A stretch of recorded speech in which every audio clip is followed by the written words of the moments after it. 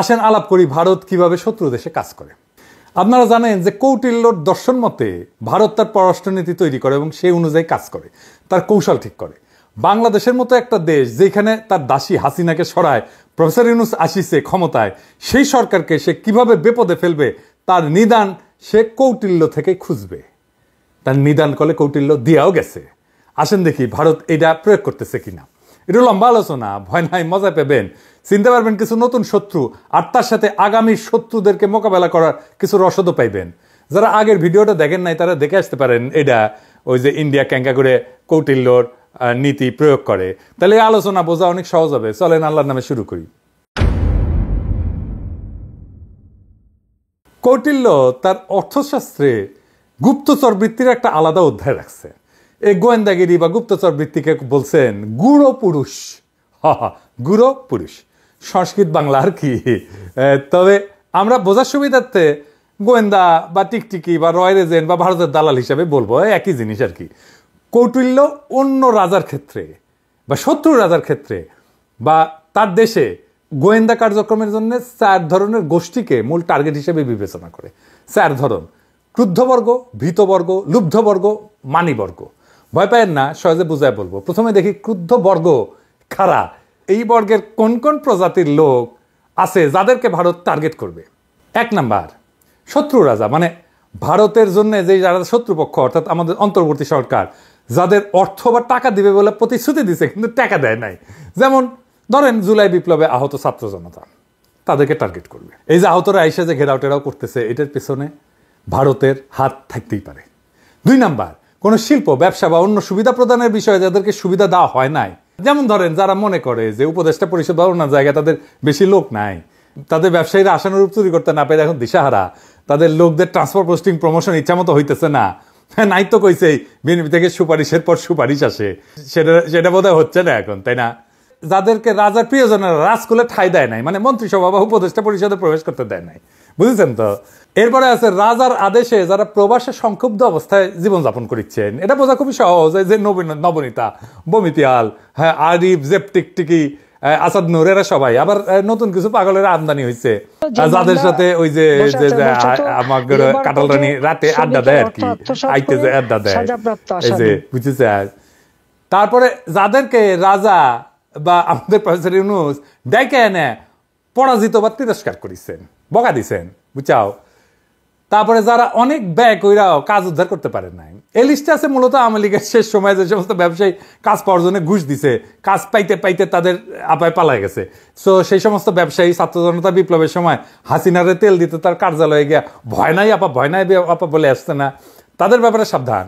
তারা ভারতের গুপ্ত এজেন্ট হওয়ার সম্ভাবনা প্রবল। ইউনিট সরকারের কাছে গিয়া যারা কোনো ধান্দা করতে পারে নাই, তারাও আছে এর মধ্যে। এরপরে আছে যারা নিজ যোগ্যতা অনুযায়ী কাজ দেওয়া হচ্ছে না বলে মনে করে, তারা এটা মনে করায় দিই আর কি। আমি পররাষ্ট্র ক্যাডারের সমস্যা নিয়ে ভিডিও করেছিলাম না, যে এটা এই জন্যে তাদের সমস্যা এখন অনেক সমাধান হয়েছে আলহামদুলিল্লাহ। আরও কিছু আছে, সেটা আরেকদিন বলবো নি। কিন্তু সবচেয়ে গুরুত্বপূর্ণ হইলো ক্যাডারে দ্বন্দ্বের সমাধান করা। প্রশাসন ক্যাডারের স্যারদের কইতেছি, ওনারা আবার স্যার না দেখলে আবার মাইন্ড করে না, তো স্যার ডেকে কইতেছি দয়া করে নিজেদের লোভ কমান। সব ক্যাডারের অফিসারদের নিজেদের ভাই আর পরিবারের সদস্য ভাবেন, তাদের সমস্যার সমাধান করেন। আমার কথা তো আপনাদের কানে ঢুকবে না। নাইলে কেন একদিকে আপনারা 25 ক্যাডারের আন্দোলনকারীদের চাকরি থেকে বরখাস্ত করতেছেন, অন্যদিকে আপনাদের আওয়ামী লীগের বন্দনা কইরা বরখাস্ত পিচ্ছি স্বৈরাচার ম্যাজিস্ট্রেটকে জামিন দিতেছেন? ফাজলামি পাইছেন? দেশটা কি আপনাদের বাপের তালুক? হ্যাঁ, লাস্ট ওয়ার্নিং দিতেছি, এরপর আর কোনো কথা হবে না। সোজা মায়ের সোজা সচিবালয়ের সামনে গরু পেলামার যে আপদ করবো, পারলে টেকায়েন। সবার নাম লিস্ট করেছি, ধরলে গেলে কাউরে ছাড়ুম না, পুরা 16 বছরের ইতিহাস ধরে টান দিমো। এরপরে আছে যাদেরকে সম্মানজনক পদ বা নিয়োগ থেকে বিদায় করা হয়েছে, তারা। এই লিস্ট নিয়ে বেশি কথা বললাম না, এটা সবার জানা আছে। এরপরে আছে যাকে রাজা তার প্রাপ্য মূল্যায়ন করেন নাই। এই গ্রুপের মূল টার্গেট হইল সেই সব লোক যারা ফ্যাসিস্টের দোষর না, কিন্তু ইউনূস স্যারের সরকার তাদেরকে যথেষ্ট মূল্যায়ন করে নাই আর কি। এই তালিকা কিন্তু অনেক বড়। যেমন ধরেন কথা কামাল, এই তালিকার লোক কলে বুঝিছাও, ওর পিছে কলে ইন্ডিয়া লাইন দেবে। এখন ইন্ডিয়ার কাছে অলরেডি সেল হয়ে গেছে কিনা ওটা উই করবে পারবে। আর তারপরে আছে যার স্ত্রীকে শত্রু রাজার কেউ করিছে। ভাই ভাই আমি কেউ কিছু করি নাই, আমি কিছু করেছি নাকি পেজে যা উত্তর টুত্তর দেই আর কি। আপনার ওইটা আপনার অন্দরমহলে গর্ব সঞ্চার করেছে, কেস খলে জটিল লাগিচ্ছে, বুঝছাও। এরপর হইতেছে যাদেরকে কারারুদ্ধ করা হয়েছে তারাও এই গোত্রে যোগ দিবে। দেখেন এখন জেল থেকে যারা সিরকুট লেখে, ফেসবুকে স্ট্যাটাস দেয়, এই গ্রুপকে ভারত এখন অ্যাক্টিভ করতেছে। তাই আমাদের এদের বিষয়ে সাবধান থাকতে হবে। এরপরে আছে বিনা বিচারে অন্যের কথা শুনে যাকে দণ্ডিত করা হয়েছে বেইনসাফি করিয়া। আমি আন্তর্জাতিক অপরাধ ট্রাইব্যুনালকে, আমার মহামান্য সুপ্রিম কোর্টকে অনুরোধ করব, দয়া করে কারো প্ররোচনায় কাউকে বিনা বিচারে সাজা দেবেন না, বেইনসাফি করবেন না। প্রত্যেক অভিযুক্তের ব্যাপারে খোঁজ নেন, তাদের ব্যাকগ্রাউন্ড চেক করেন, যদি দোষী হয় সাজা দেবেন অবশ্যই। অনেক ভালো লোক আছে যারা কিছুই করে নাই কিন্তু তাদেরকে হয়রানিমূলক মামলা দেওয়া হইতেছে। এই বিপ্লবী চেতনার নাম কইয়া কেউ যেন তাদেরকে ফাঁসিয়া দিতে না পারে, এটা একটু দেখবেন। পুলিশ বাহিনী আপনাদেরকে বলতেছি, আপনারা আওয়ামী দুর্বৃত্তদের কোনো মামলায় বাজ বিচার না করিয়া ঢুকাইতেছেন। আপনাদের বললে বলেন স্যার এটা তো দুর্বৃত্ত, এর মামলায় ঢুকাবো না। মামলায় ঢুকাবেন, অবশ্যই ঢুকাবেন, কিন্তু হাওয়াই মামলায় না। সে যদি দুর্বৃত্তই হয় তার দুর্বৃত্তপনা খুঁজে বের করেন, সেটা ডকুমেন্ট করেন, তারপরে মামলা দেন সেটার ভিত্তিতে। খাইটা খান্ডারে ভাই, সত্যের পথ, ইনসাফের পথ, এটার কোনো শর্টকাট নাই। ভুয়া মামলা দিয়েন না, ভুয়া মামলায় খালাস পাওয়া যাবে দুর্বৃত্ত। আর যদি ভুয়া মামলায় শাস্তি হয় তাহলে আপনি মারাত্মক বেইনসাফি করলেন, আর পুরা জাস্টিস সিস্টেমকে একটা বেইনসাফির পাঠ করে ফেললেন। এটা একটা সমাজের জন্য, একটা রাষ্ট্রের জন্য খুবই মারাত্মক একটা অন্যায়, একটা মারাত্মক একটা ভ্রষ্টতা, এটা মাথায় রেখেন। এরপরে আছে যাদের সর্বস্ব অপহরণ করা হয়েছে, আমি জানি না কাদের সর্বস্ব অপহরণ করা হয়েছে, তবে এই কাজে অন্তত বিপ্লবের পক্ষের কেউ কোনোদিন করবে না, অন্য কেউ যেন এই কাজ করতে না পারে সেদিকে আমাদের সজাগ দৃষ্টি রাখতে হবে। আর হইতেছে যাদের পরিবারকে স্বদেশ হইতে নিষ্কৃত করা হয়েছে, এই কাজে যোগ দিবে আওয়ামী লীগের সেই নেতাদের পরিবারের সদস্যরা যাদের কুকর্মের কারণে জনগণের দৌড়ানি খেয়েছে, দেশ ছেড়ে ভাগছে। তাদের জায়গায় তাদের প্রক্সি এজেন্ট হিসেবে কাজ করবে তাদের পরিবারের সদস্যরা বা পলাতক সদস্যরা। তো কৌটিল্য মতে এই গোত্রের লোকদের ভারত যে একটা কথা বলবে, কি বলবে জানেন? সে বলবে যে প্রমত্ত হাতি যেমন সামনে জাপায় তাই নষ্ট করে, তেমনি এই অন্ধ রাজা মানে প্রফেসর ইউনূস রাজনীতি করার যোগ্যতা হারাইছেন। অজ্ঞ মন্ত্রীদের দ্বারা পরিচালিত এই রাজা মানে প্রফেসর ইউনূসের সরকার সবাইকে শেষ করে দেওয়ার জন্যই উদ্যত হয়েছে। এই বইলা ভারতের গোয়েন্দারা বলবে যে এই রাজার প্রতি আপনারা অনাস্থা তৈরি করেন, না হলে এই রাজা মানে প্রফেসর ইউনূসের সরকার আপনাদের ক্ষতি করবে। এখন কি আপনারা এই ক্যাম্পেইন, প্রফেসর ইউনূসের ক্যাম্পেইনের সাথে এই কথাগুলোর মিল খুঁজে পান? কাদের সাথে ভারতের এনগেজমেন্ট হয়েছে বুঝতে পারবেন এখন আমার কথার সাথে মিল করে করে যদি খুঁজেন, তাহলেই বুঝবেন কার সাথে ভারতের এনগেজমেন্ট হয়ে গেছে। এরপরে আছে ভীতবর্গ। আসছেন দেখি এই ভীতবর্গ কারা। কৌটিল্য মতে এই গোত্রেও কয়েক ধরনের লোক যুক্ত হবে। এক নাম্বার হইতেছে যে ব্যক্তি নৃশংস কর্ম করিয়া নিজেকে দূষিত করছেন। এদের চেনা খুব সহজ, এরা আওয়ামী লীগের ফ্যাসিবাদের দালাল, পুলিশ প্রশাসন, সামরিক বাহিনীর সদস্যরা, ডিজিএফআই, তারপরে এনএসআই, তারপরে বিজেপি, তারপরে ধরেন আওয়ামী যুবলীগের গুন্ডারা। এরা ভারতের দালালের মতো এই দেশের ক্ষতি করার চেষ্টা করবে যেন প্রফেসর ইউনূসের সরকার ব্যর্থ হয়। এরপরে আছে যে ব্যক্তি ভারতের শত্রু রাজার দ্বারা অত্যাচারের শিকার হয়েছে, মানে যে সমস্ত জেলবাসী, হ্যাঁ ভারতবাসী এবং প্রবাসী আওয়ামী দালাল আছে যারা দেশে ফিরতে পারতেছে না, তারা সবাই ওই গোত্রের আওতায় আসবে। এরপরে আছে যে ব্যক্তির পাপ কর্ম প্রকাশ করা হয়েছে। এই তালিকা করলে অনেক বড়, যাদের পাপ প্রকাশিত হয়েছে তারা সবাই এই শত্রু গোত্রে পড়বে। 5ই আগস্টের পরে এদের বিষয়ে আরো তথ্য প্রকাশ করা দরকার ছিল, তাই এই তালিকায় সবাইকে চোখে চোখে রাখতে হবে। এই তালিকায় যারা আছে, যাদের তথ্য প্রকাশিত হচ্ছে, আমার কাছে টেরাবাইটের পর টেরাবাইট ডাটা আছে। কোনো অলিগার, কোনো ব্যবসায়ী প্রফেসর ইউনূসের সরকারকে বেকায়দা ফেলার কাজ করলে তাকে করলে ধরবো, ওইটা দিয়ে আজ আমার ক্ষুদ্র ভ্রাতার ভগ্নীরা কবে দাদা আজ কোনো বিশেষ ক্লিপ শোনাবেন না? শোনামো খুশি করে দিবনি এপিসোডের শেষে। যাই হোক, আসেন আলাপে আসি। এরপরে আছে তারা যে ব্যক্তি সমান অপরাধকারীকে সাজাপ্রাপ্ত হইতে দেখছে এবং ভীত যে তার মনে সে মনে করতেছে আমারও তো এই সাজাটা হবে। এই তালিকায় কারা থাকতে পারে জানেন? যাদের ধরা হয়েছে এবং তারা একই অপরাধ করেছে। ধরেন এমপি ধরা হয়েছে, হাসিনার এমপি, 900 ভোটের এমপি। এখন 900 ভোটের এমপি যারা আছে তারা সবাই এই তালিকার যাবে। আর আন্তর্জাতিক অপরাধ ট্রাইব্যুনাল থেকে রায় যখন আসা শুরু হবে, কার্যকর হওয়া শুরু হবে, তখন এই তালিকা বড় হবে। গোয়েন্দা সংস্থাগুলোকে এদের দিকে কড়া নজর রাখতে অনুরোধ করতেছি। একই সাথে জেল কর্তৃপক্ষকেও বলতেছি কয়েদি মানে কয়েদি, ওরা দেশের মানুষের শত্রু, খাতির করা বন্ধ করেন। ফারুক খান কেমনে মোবাইল পায় আর ফেসবুকে স্ট্যাটাস মানায়? যদি সত্য ফারুক খান নিজে ফেসবুকে স্ট্যাটাস দেয় তাহলে ওই জেলারে সরাইতে হবে, ওই কারাগারের দায়িত্ব থাকা সবাইকে প্রত্যাহার করতে হবে, বিভাগীয় শাস্তির ব্যবস্থা করতে হবে। এরপরে আছে যে ব্যক্তিকে সাজা প্রদান করা হয়েছে, এটা তো জানেনি, এখনো সাজা হয়নি কারো, হবে, তারাও এই গ্রুপে আসবে। এরপরে আছে যে ব্যক্তি সকল সরকারি দপ্তরে প্রভাব বিস্তারের সক্ষমতা রাখে, যাদের টেকা আছে, অ্যাক্সেস আছে সরকারের নানা দপ্তরে। ভাইবা বলেন তো ওয়াকার সাহেব এই সেক্টরে পড়ে কিনা? হ্যাঁ, বুঝেছে। এরপরে আছে যে ব্যক্তি সহসা অনেক অর্থ সঞ্চয় করছে। এমন লোক হইল ভারতের আদানি, সে রয়ের ইশারায় কাজ করে। আর আপনারা জানেন বাংলাদেশে এমন অনেক ব্যবসায়ী আছে, যেমন ধরেন সামিট, বেক্সিমকো, এসালোম, এনার্জি প্যাক, এই সমস্ত কোম্পানি আওয়ামী লীগের সময় ফুলে ফেপে উঠছিল। তাদের দিকে খেয়াল রাখতে হবে, তাদের বিদেশে যাওয়ার উপর নজর রাখতে হবে। আর সাথে আছে ওই যে দোয়া পলক আছে না, আর বোতল জয়ের সামসা, কিছু আইটি কোম্পানি, এদেরকে জয় বাংলা করে দিতে হবে। আগে যে সমস্ত কর্মকর্তা A2I কাজ করেছে, তা সরকারি হোক আর বেসরকারি হোক, সবাইকে বের করে দিতে হবে। এরা সবাই ভারতের তথ্য পাচারের সাথে জড়িত, এরা সবাই ভারতের সুপ্ত গোয়েন্দা। এদের নিয়ে আর যাই হোক নতুন বাংলাদেশ হবে না। এবার আসেন গোপন গুরুত্বপূর্ণ কল রেকর্ড শোনাই দরবেশ বাবা, শুনেন। হ্যালো হ্যালো, আসসালামু আলাইকুম স্যার। ওয়ালাইকুম। স্যার তোহা বলছি রিভ্যালুয়েশন ভিউয়ার্স লিমিটেড থেকে। স্যার আমি কল করেছি আপনাকে আমাদের কোম্পানির পক্ষ থেকে। স্যার আচ্ছা, দরকার নেই। হ্যাঁ শুনেছেন, এটা গুরুত্বপূর্ণ না মনে হইতেছে না? আচ্ছা এইটা শোনেন। হ্যালো, আসসালামু আলাইকুম। আসসালাম। স্যার আমি বিএ মিডিয়া থেকে শ্রাবণী বলছি। হ্যাঁ বিএ মিডিয়া থেকে শ্রাবণী বলছি। হ্যাঁ, আমরা সারা বাংলাদেশে বিয়ের জন্য পাত্রপাত্রীর সন্ধান দিয়ে থাকি।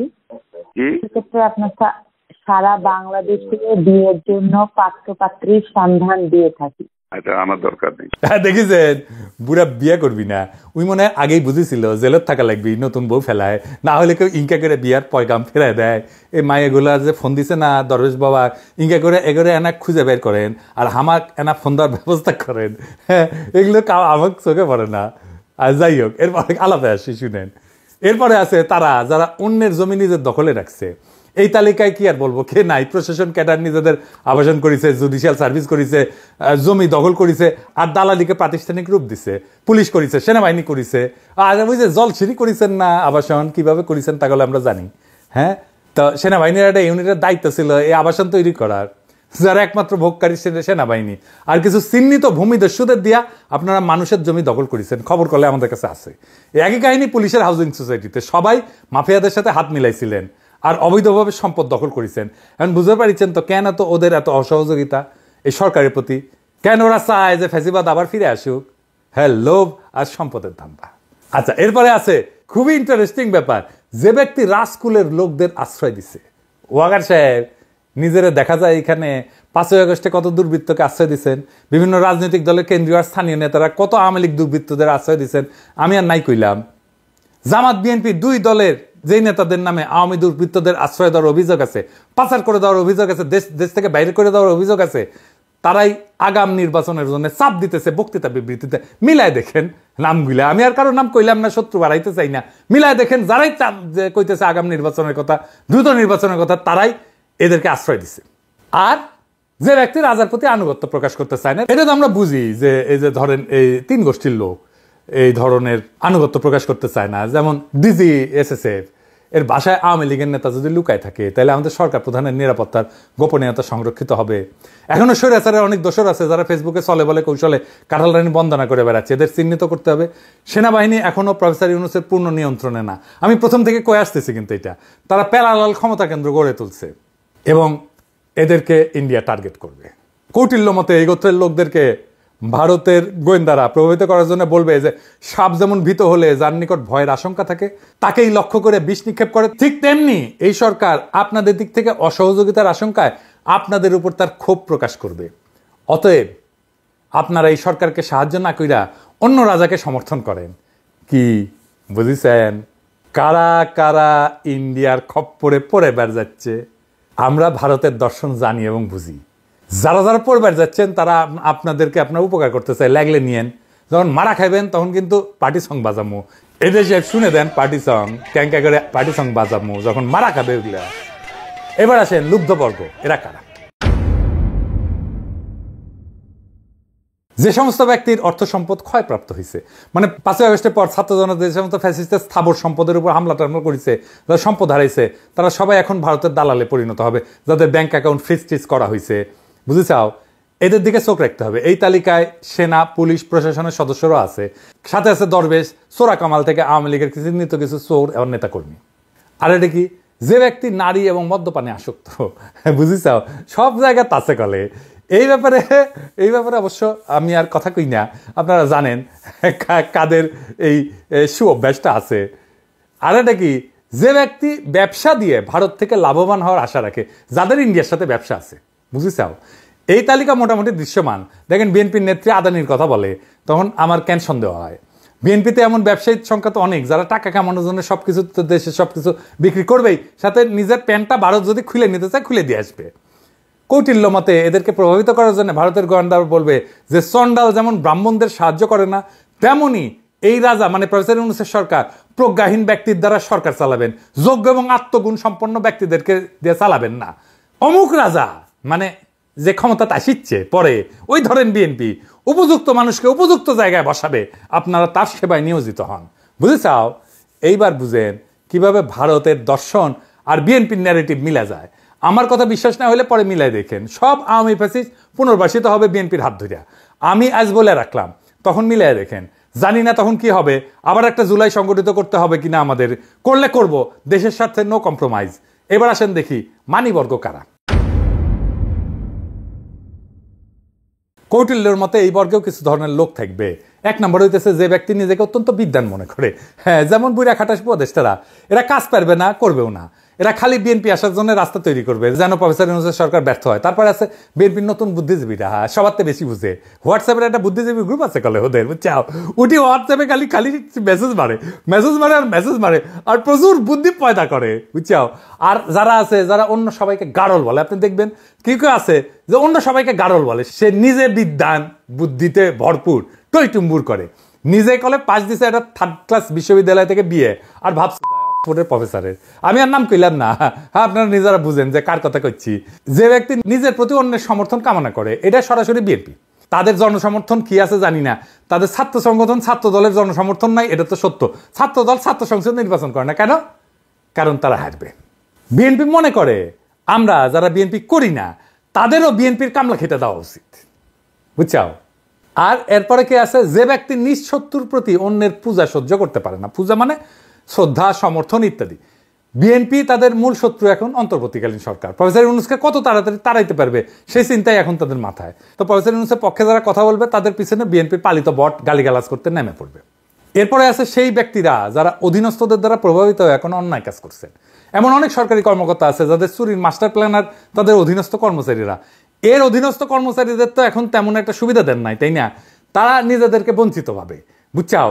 এই যে বঞ্চিত লিগ কই থেকে আসিচ্ছে, বুঝছাও, এটা ইন্ডিয়ান মাস্টার প্ল্যান। হ্যাঁ, এই যে বঞ্চিতদের যে কইছে যে এই যে তুমি তো কিছু পাও নাই, বুঝছাও, তুমি এত কিছু করলা। এরপরে কি আছে, যে সমস্ত ব্যক্তির কিছু কিঞ্চিত সাহস টাহস আছে, কাজ করতে আগ্রহী ধরনের লোকদের ভারত গত 6 মাস ধরে চিহ্নিত করছে। এখন এদের উপর ভর করিয়া আওয়ামী লীগ তাদের আন্দোলনের কর্মসূচি ঘোষণা করতেছে, লিফলেট বিলাইতেছে, বোমবাস্টিং বিবৃতি দিতেছে, এদের প্রত্যেকে ইন্ডিয়া ফুসলাইতেছে। এদের যেটি পাবেন জয় বাংলা করে আগে ডলা দেবেন, তারপরে পুলিশ দেখবেন, আগে পুলিশ দেখেন না, হ্যাঁ, মাইরা টেরে ফেলেন না, এর থেকে তথ্য বের করা লাগবে, তারপর হবে খেলা। দেখি ওই মায়ের দুধ খাইছে কিনা, বুঝছাও। আয় বঙ্গবন্ধুর ভাস্কর্যে হাত দে, সাধারণ মানুষ হিসাবে একটু লড়াই করি, দেখি কতটুকু মায়ের বুকের দুধ খাইছো তোমরা। এরপরে আছে যে ব্যক্তি ভোগ্য বস্তুর প্রাপ্তিতে অসন্তুষ্ট। হ্যাঁ, তো এতদিন তো আওয়ামী লীগ, সানি লিওন, নোরাভাতি এদেরকে নাচাইছে, মিডিয়া দালাল তাপসকে ব্যবহার করিয়া, ওদের একটা টেস্টটা ছিল, টেকাও ছিল। আপনারা রিকিজ নাচ দেখেছেন, হ্যাঁ, বুঝছেন, ক্ষমতা গেলে কি টেস্ট উন্নত হবে ভাইজান? হ্যাঁ, মিলেমিশে কি দেশব্যাপী খেমটা উৎসব করবে নেঙ্কা করিয়া? তো কৌটিল্য কইছে যে এই গোত্রের লোকদেরকে ভারতের গোয়েন্দা বলবে চন্ডালের আনন্দ চন্ডালি যেমন বুঝে, তেমনি এই নিজ সরকার নিজেদের জন্য উপভোগের ব্যবস্থা করে, নিজেদের রাজনীতি সাজাইতেছে। এরা আপনাদের মতো আর্যদের মানে উচ্চ বংশীয়দের জন্য কিছুই করবে না।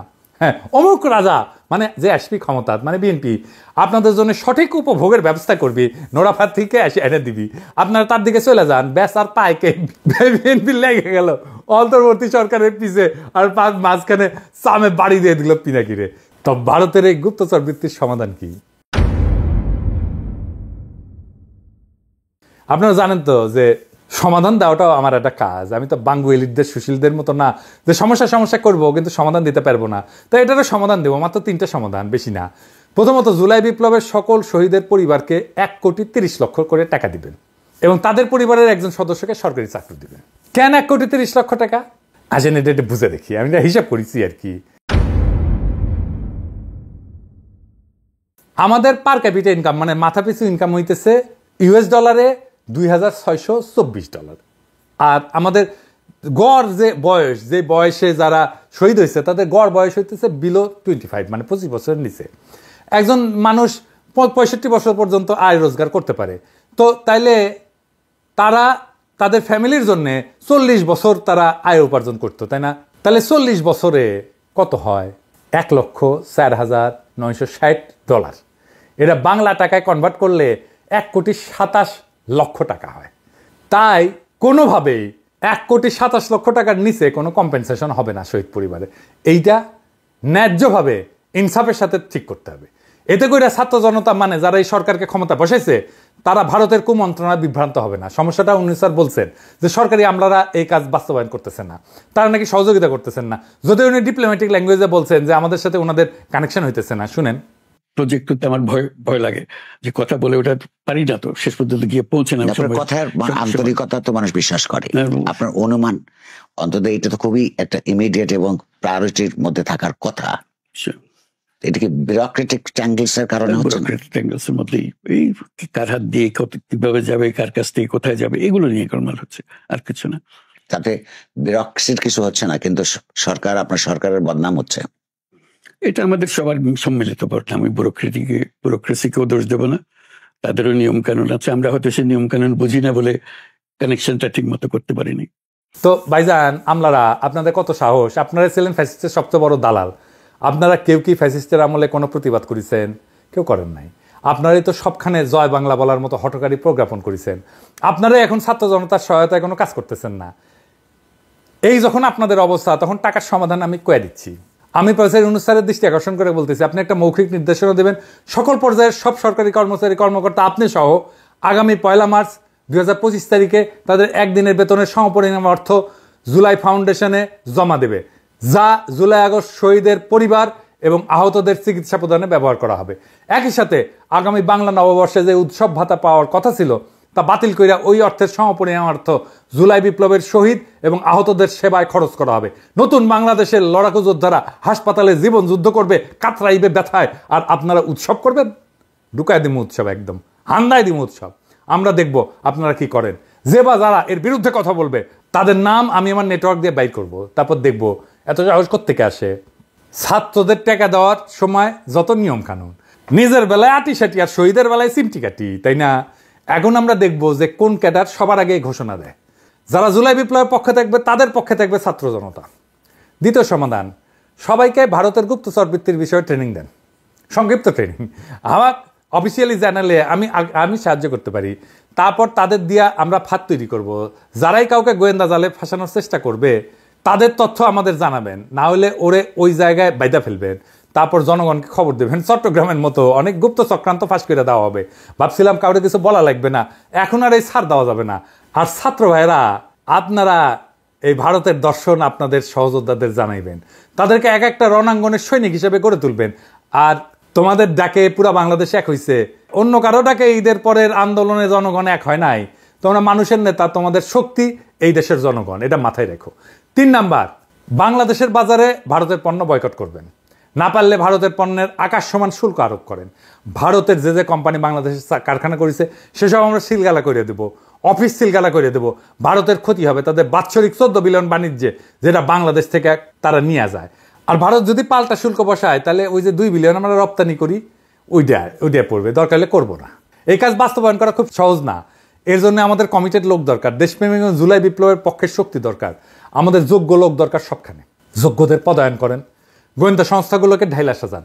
ফ্যাসিবাদের দোসর আর গুমের সাথে জড়িত যে সমস্ত সেনা এবং পুলিশ সদস্যদের চাকরিতে রাখছেন এখনো, তাদের বের করেন। সোশ্যাল মিডিয়া মনিটর করেন। যারাই ভারতের পক্ষে, ফ্যাসিবাদের পক্ষে ইনা বিনা পোজ দেবে তাদের বসায় দেবেন। আর দয়া করে আপনাদের বুড়া উপদেষ্টাগুলোরে এই উপদেষ্টা পরিষদ থেকে বাদ দেন। আপনাদের যে সমস্ত মন্ত্রণালয় আন্ডার পারফর্মিং, তার সবগুলো উপদেষ্টাই কোন রাজনৈতিক দল সাজেস্ট করছিল এটা আমরা জানি। হ্যাঁ, আর কইলাম না, আর কি, সত্যতা বাড়াইতে চাই না, তিক্ততা বাড়াইতে চাই না। ভারত ঢোকা মানেই বিপ্লবের অপমৃত্যু, এইটা আমরা হইতে দেব না। লাগলে আবার লড়াই হবে নব্য ফ্যাসিস্টের বিরুদ্ধে। আমার বাংলাদেশ আর কখনোই ভারতের উপনিবেশে পরিণত হবে না। ইনকিলাব জিন্দাবাদ।